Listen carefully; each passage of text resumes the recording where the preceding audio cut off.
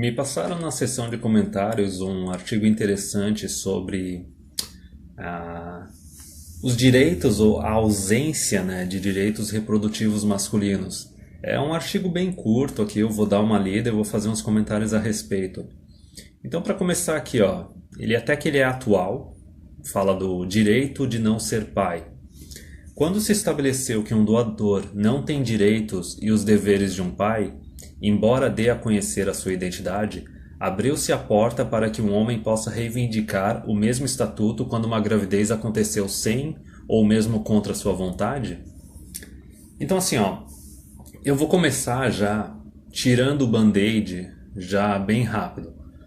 O homem ele não tem o direito de não ser pai, tá?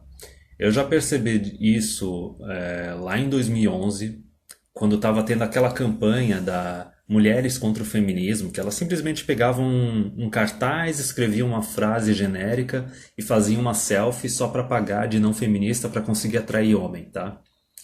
E naquela época estava tendo um debate aqui no Brasil, de novo, né, o debate da legalização do aborto. E eu acho que na época era por causa dos anencéfalos, alguma coisa assim. E muita gente falou que, olha, se a gente vai ter a mulher vai ter o direito de abortar a criança, de matar a criança, o homem tem que ter o direito de não assumir. E quando alguém citava isso, não tinha conversa. Era aquela ideia de que o homem não pode abrir mão da sua responsabilidade e tudo mais. E nesse artigo a gente vai ver a hipocrisia. E assim, ó, primeiro detalhe, né? Se o cara é doador, a identidade dele tinha que ser protegida. Isso já não foi protegido. E a parte da gravidez, quando acontece contra, sem a vontade do homem, a questão é a seguinte, a mulher tem mais de meia dúzia de contraceptivos. A mulher ela pode muito bem enrolar um cara. Então assim, que nem eu disse, não quer ter filho, faz vasectomia. Não fica na mão de uma mulher, assume a responsabilidade pela tua reprodução, já que o Estado está contra ti e a mulher vai querer essa responsabilidade só para ela, e depois ela ainda vai querer o teu dinheiro.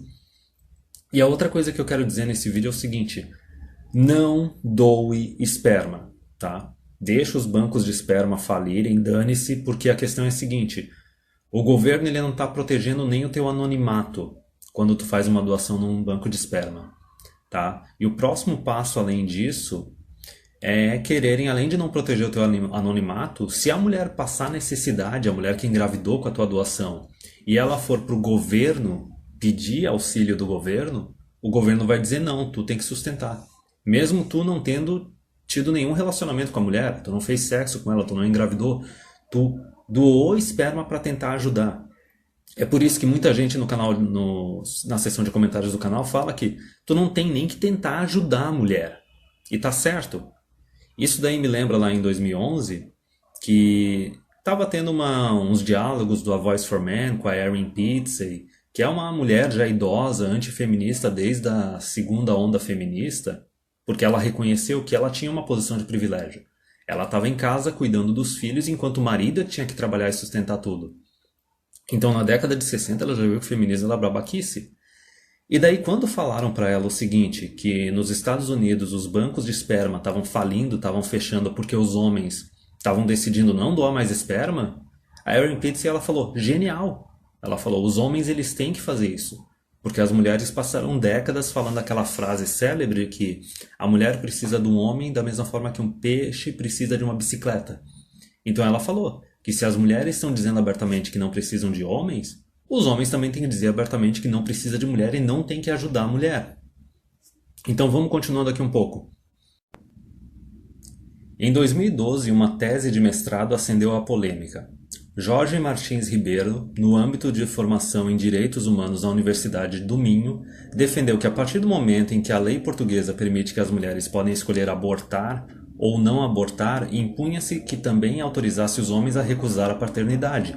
Totalmente lógico. Se o poder de decisão está todo nas mãos da mulher e a mulher tem o direito de matar o bebê, vamos falar sério, matar, não é abortar ou não abortar, é matar. Se ela tem o direito de vida ou morte sobre a criança e ela tem o direito de poder escolher se quer ou não se tornar mãe, o homem tem que ter o mesmo direito também. Digamos, se a mulher quer ter a criança, beleza, ela vai ter sozinha, ele vai assinar um documento e não vai ser responsável pela criança. Mas isso é uma coisa que eu já tinha percebido lá em 2011 a respeito dessa questão do aborto, que é o seguinte: Nenhum país onde o aborto foi legalizado, e a gente tem países que já é legalizado há quase 50 anos, o homem ganhou o direito de não assumir. Tu não tem direito reprodutivo, tu não tem liberdade reprodutiva. Porque o governo sabe que a hora que uma mulher dessas, que resolveu se tornar mãe solteira, ou pegou esperma numa clínica e fez a fertilização artificial e tal, se tornou mãe solteira também através da doação de esperma, a hora que uma mulher dessas passar necessidade, ela vai ir atrás do governo e vai pedir auxílio do governo. E o governo, para se preservar, tá, não desperdiçar, entre aspas, dinheiro público, o que o governo vai fazer? Vai meter nos homens, vai crucificar eles. Então tu não pode nem querer ajudar, e tu tem que entender, o governo tá contra ti, tá? É por isso que o homem, sinceramente, eu acho que ele nunca vai ganhar o direito de recusar a paternidade, tá entendendo? E também por essa razão também tu não tá protegido nem quando tu doa. Continuando aqui, ó. Criticava a justeza da imposição de uma parentalidade não desejada, assente na política do fato consumado, de imposição da paternidade a partir da verdade biológica, o que por às vezes acabará por não servir as pessoas envolvidas, muito menos a criança, tá? Porque lógico, a gente sabe o quanto é negativo para uma criança um pai que não queria ter a criança, que não quis conviver com ela e tudo mais. Mas dane-se, né? Misandria, tá ligado? O negócio tem que focar só no interesse da mulher. Sendo assim, argumentava, o pai deve poder recusar os efeitos jurídicos daquela paternidade, com base nos mesmos argumentos que vigoram na possibilidade que é dada à mulher de abortar, sejam razões de ordem econômica, profissional ou simplesmente porque não quiseram ser pais. Então, aqui é que está um outro ponto, tá entendendo? Porque assim, ó, a parte econômica e profissional, a de simplesmente não querer ser pais vale para os dois lados. Só que a parte econômica e profissional, por que ela pega muito mais no homem e é um argumento muito melhor para o homem para dizer que não quer ter filhos? O homem não tem a opção de simplesmente ficar desempregado na casa dos pais indefinidamente. Cedo ou tarde ele é colocado para fora. Ele não tem a opção de virar um dono de casa e ficar desempregado sendo sustentado pela namorada ou pela esposa. Ele vai ou tomar um pé na bunda ou vai tomar um divórcio. Tá entendendo? A mulher ela tem a opção de continuar na casa dos pais. A mulher ela tem a opção de se deixar ser sustentada pelo namorado ou pelo marido. E ela tem a opção de se tornar dona de casa. O homem não. O homem ou ele ou vai ou racha, entendeu? Ele tem que dar conta de si mesmo, ele tem que ser responsável e ele tem que ser independente. Então, o argumento de que o homem tem que ter o direito de não querer ter filho, de não querer reconhecer a parentalidade, para o homem é muito mais válido do que para a mulher. Só que naquela época, uns 11 anos, em 2011, eu já tinha percebido que não ia rolar, entendeu? Um ano depois, um homem obrigado pelo Tribunal de Cascais a assumir as responsabilidades parentais de um filho utilizou esses argumentos para apelar ao Supremo e depois ao Tribunal Constitucional, que, no entanto, não lhe deram razão, que nem eu disse. O governo ele vai ficar contra ti, ele vai ficar do lado da mulher, não importa quantos direitos ou quantos benefícios elas tiverem a mais do que tu. Então tu tem que se proteger. Para o TC, justificava-se o tratamento diferente do pai e da mãe. O comum dos mortais compreende a lógica da argumentação, mesmo que possa não concordar com a premissa inicial, ou seja, que o direito da mãe sobrepõe-se ao do feto. Então aí que está o detalhe. O direito da mãe sobrepõe-se ao do feto. Ela pode até matar o feto, não tem problema. O homem não tem que ter direito nenhum. Só que olha a hipocrisia aqui. Que só depois de nascer se torna sujeito de plenos direitos. Então assim, ó.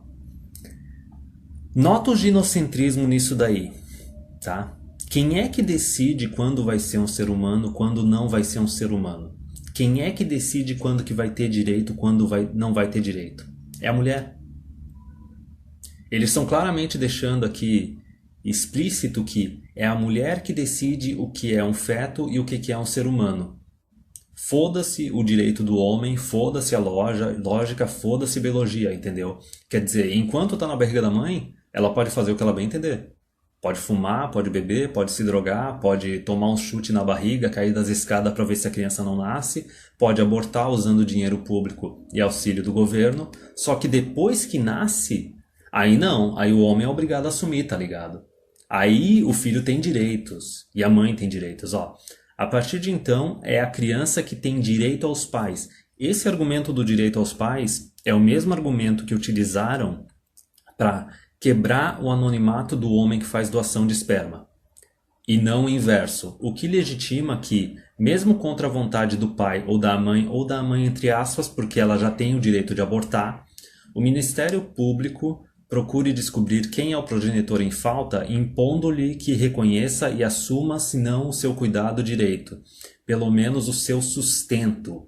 Então é aí que está o detalhe, essa parte do pelo menos seu sustento é muito importante porque é a seguinte, não importa se a mulher te enrolou e falou que estava tomando a pílula, não estava, entendeu? Cometeu uma fraude de paternidade e engravidou sem a tua permissão, sem o teu consentimento. Não importa se tu fez uma doação de esperma para tentar ajudar a mulher que quer ser mãe. Eles não estão reconhecendo que tu tem direitos de pai. Tu não vai ter o direito de conviver com essa criança, tu não vai ter direito a uma guarda compartilhada. Tu não vai ter autoridade nenhuma sobre essa criança. Mas eles vão exigir que tu sustente. A decisão é toda da mulher. A mulher tem auxílio do Estado para matar a criança se ela assim quiser. Só que depois que a criança nasce, a mulher e a criança são os coitadinhos e o governo está pronto para dar todas as ferramentas para meter no homem. Contudo, havia uma estranha exceção. As crianças que resultavam de doação de esperma ou ovócitos, esses bebês continuavam para todos os efeitos sem a possibilidade de reconhecerem a identidade dos seus progenitores biológicos. Então, aí que eu estou falando. É a brecha que quiseram utilizar para tirar as proteções e os direitos dos homens que decidem fazer doação de esperma e ajudar as mulheres. Tu não tem que ajudar.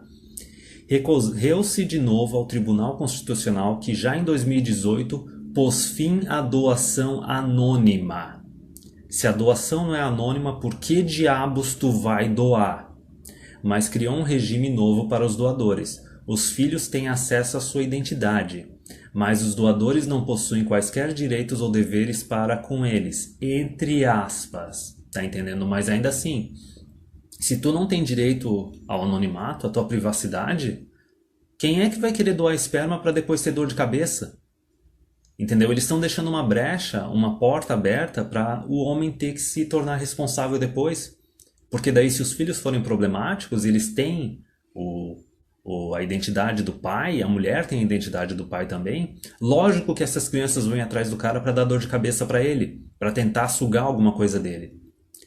Estava a pensar nisso tudo quando me ocorreu. Se é assim, por que é que um homem que consiga provar que objetivamente foi utilizado como doador ao vivo e a cores não pode reivindicar o mesmo estatuto? Ou mesmo algum que apareça a dizer que fez um acordo explícito nesse sentido com a vizinha do lado? Porque basicamente, pelo menos aos olhos de um leigo, parece-se ter estabelecido a exata diferença que Jorge Martins Ribeiro pretendia quando pedia que o pai biológico pudesse recusar os efeitos jurídicos da paternidade, ou seja, assumir-se progenitor, mas nunca pai, que nem eu falei. Eles vão usar direitos humanos como brecha para tornar o cara responsável sem conceder para ele nenhum direito, entendeu? E vai manter a mulher e a criança como coitadinhos, entendeu? Para tentar sugar alguma coisa do cara e tentar tornar o cara responsável mesmo quando ele não quis ser pai ou quando ele foi um doador anônimo. Bem diz o juiz conselheiro Laborino Lúcio que o melhor que pode acontecer a uma criança é ser adotada pelos seus pais biológicos. Quando não é assim, todas as soluções são más. Mas é preciso assumir que se tornam ainda piores quando comprovadamente as mulheres fazem uso premeditado da biologia para realizar um direito que é só delas. Na mosca, é aí que está o detalhe. O homem, ele não tem direito reprodutivo. O direito reprodutivo é só da mulher. E nesses países mais progressistas, mais avançados, são elas que decidem o que é um feto, o que é um ser humano. São elas que têm a decisão de vida ou morte sobre uma criança. Se ela quiser, ela pode matar a criança. Ela vai usar argumento econômico, argumento profissional ou simplesmente a vontade dela. Só que para o lado do homem, nada disso importa. Seja o argumento de que não quero ser pai, seja o argumento que não tenho capacidade econômica ou profissional. Tipo, foda-se, tá entendendo? E até mesmo o caso da fraude da paternidade, o homem não tem direito nenhum. Cara, se tu transou com ela e ela engravidou, tu tá ferrado. É por isso que legalizar o aborto não faz diferença nenhuma. O poder de decisão tá na mão da mulher. Se a mulher quiser te colocar para pagar pensão, se ela souber que tu tem recursos, o filho vai nascer e foda-se, cara, pau no teu cu. Se divirta pagando pensão durante 25 anos. Só que aí é que tá o pior. Até mesmo no caso que a mulher tá supostamente sendo independente, indo para uma clínica de doação de esperma, e tu tá sendo ingênuo e tentando ajudar, que nem eu disse, homens bons, homens responsáveis são punidos. Tu tem que ser individualista, tu tem que ser egoísta, porque os caras não estão protegendo o teu anonimato. E mais pra frente, eles não vão querer proteger também o fato de que, tipo, tu não é o pai dessa criança, tu não quis ter essa criança, tu não teve essa decisão, então tu não tem que sustentar. Tá entendendo? Então, assim, ó, eles quebraram a proteção do anonimato. O próximo passo, pode ter certeza, eles vão querer quebrar essa parte que diz que se tu é doador, tu não é responsável por sustentar. No próprio artigo aqui deixaram claro que tu não vai ter direito nenhum sobre essa criança, mas de alguma forma vão fazer um malabarismo jurídico para dizer que tu tem que sustentar essa criança. Então, a ideia principal desse vídeo é o seguinte, cara: não doe esperma.